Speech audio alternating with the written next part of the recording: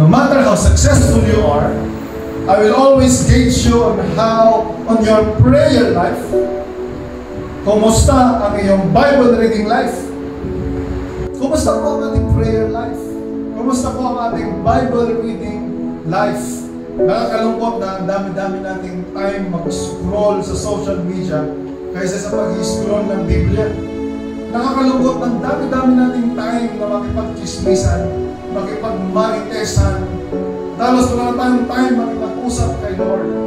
If you are really serious in getting strong in your Christian walk, hindi pwedeng baliwalain mo ito. The most basic of it, that is reading your Bible and praying every day.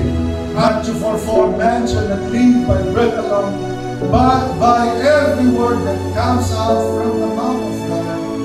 Pray without ceasing. Dahil kita tibiling-tibil ka na tayo. Ilaban mo. No, dapat may isang ilaban mo. Ilaban mo.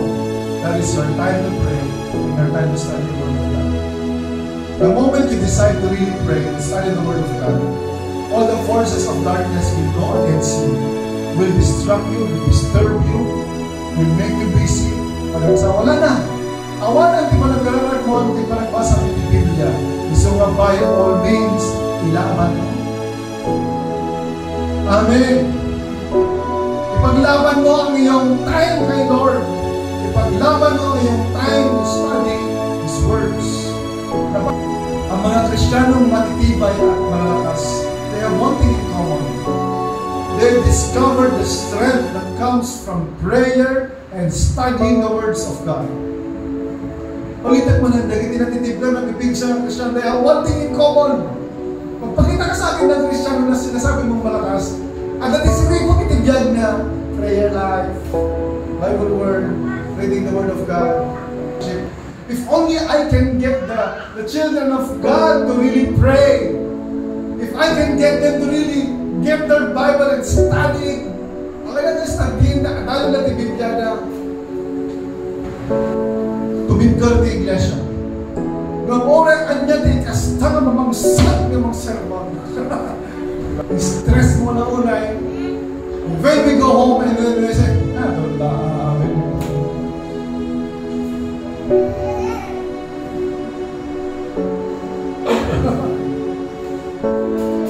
Superahin tayo mata, hindi Biblia tayo, tayo material basa, tayo material kararaan. It's a favor. Kung dapat din may isang makarami tayo, ang tulad din namin tayo, so pala tayo, with our Bibles, tama yung kanta ng mga bata. Read your Bible, pray every day. You grow, and